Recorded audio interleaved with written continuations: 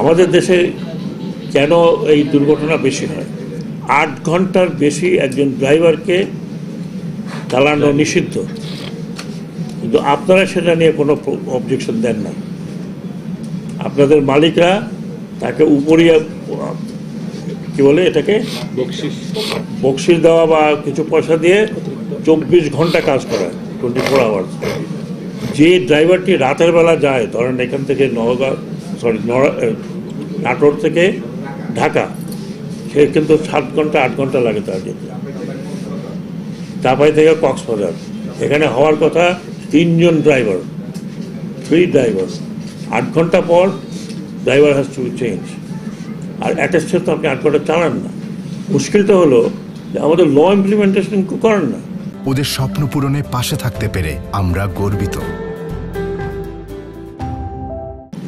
Police, highway পুলিশের কাজ two check তুমি কটার সময় রওনা হয়েছো, কখন এখানে পৌঁছলা।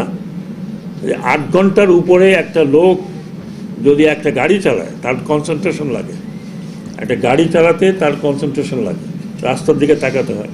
আমাদের দেশে শুধু রাস্তার দিকে তাকালে হয় না, ডানে বামে তাকাতে হয়, রাতের বেলা আরও বেশি।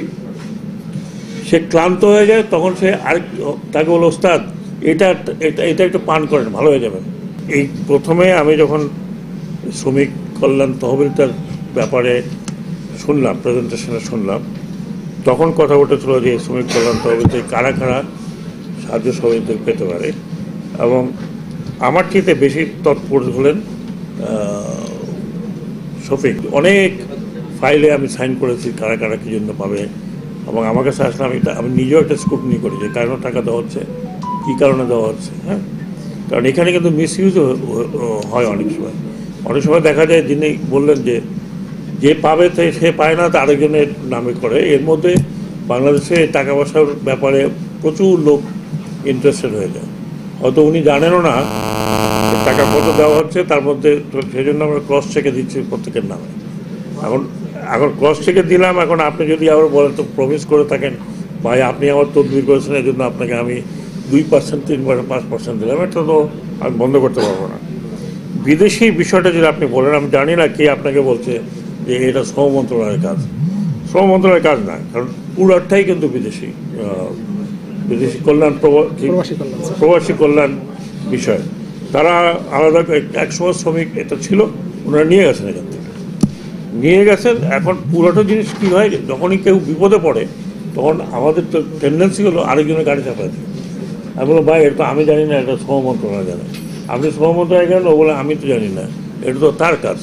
অ্যাকচুয়ালি একজন শ্রমিককে দক্ষ করে পাঠানো, এটা বিদেশি শ্রমিক, কি নামও ভুলে যায়, প্রবাসী কল্যাণ মন্ত্রণালয়ের কাজ। কারণ ওনারা এদেরকে ট্রেনিং করেন, ওনারা ওনাদেরকে পাঠান কী বয়সেল আছে, কী আছে, সেগুলোর মাধ্যমে। আর এর মধ্যে আমার বা শ্রমিক মন্ত্রণালয়, শ্রম মন্ত্রণালয়ের কোনো এক ধরনের কোনো সম্পৃক্ততাই নাই। আমি কালকে রাজশাহীতে যে গিয়েছিলাম, ইউএসএফ, ওরা একটা এনজিও, তারা ট্রেনিং দিচ্ছে, টেকনিক্যাল ট্রেনিং করেছে। তো আমি ওরা টেকনিক্যাল ট্রেনিং করার পরে কী তাদের এই টেকনিক্যাল লোকগুলি তো বিদেশে পাঠানো দরকার। আপনার ল্যাঙ্গুয়েজটা বড় প্রবলেম, তবে বেশিরভাগ তো আমরা মিডল ইস্টে পাঠাচ্ছি, এখানে অ্যারাবিকটা বেশি দরকার, ইংলিশ কিছু দরকার, যারা অন্যান্য ইউরোপিয়ান কান্ট্রিতে আমরা পাঠাই। এখন আমাদের বেশিরভাগ কনসেন্ট্রেশন হচ্ছে অ্যারাব স্পিকিং কান্ট্রি, লিবিয়া হোক, ইরাক হোক, যেখানে হোক। আপনি ট্রেড ইউনিয়নের কথা বলেছেন, আপনি যে কথা বলেছেন এটা আমাদের বিএলএ সংশোধনের মধ্যে আছে।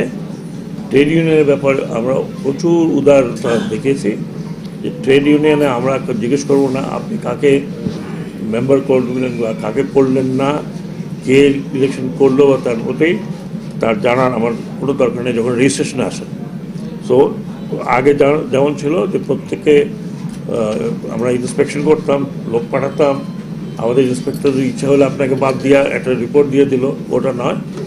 যদি কোনো আপনার বিরুদ্ধে কোনো ইন্টেলিজেন্স রিপোর্ট থাকে বা অন্য কোনো কিছু থাকে, বা আমরা যখন আইডেন্টি কার্ড চেক করি, যদি সন্দেহ হয় আমরা আইডেন্টি কার্ডের মাধ্যমে চেক করবো ডিজিটালি। তারপরে যদি কাউকে পাঠাতে হয় তাহলে মন্ত্রণালয়ের সম্মতিক্রমে কাউকে পাঠানো হবে। আগে ইন্সপেক্টর থেকে নিজে দিতে হবে। সেটা আমরা করছি না। আশা করি আইনটা পরিবর্তন হলে অনেকটাই আপনারা যে কথাগুলো বললেন সেগুলো সুরাহা হবে।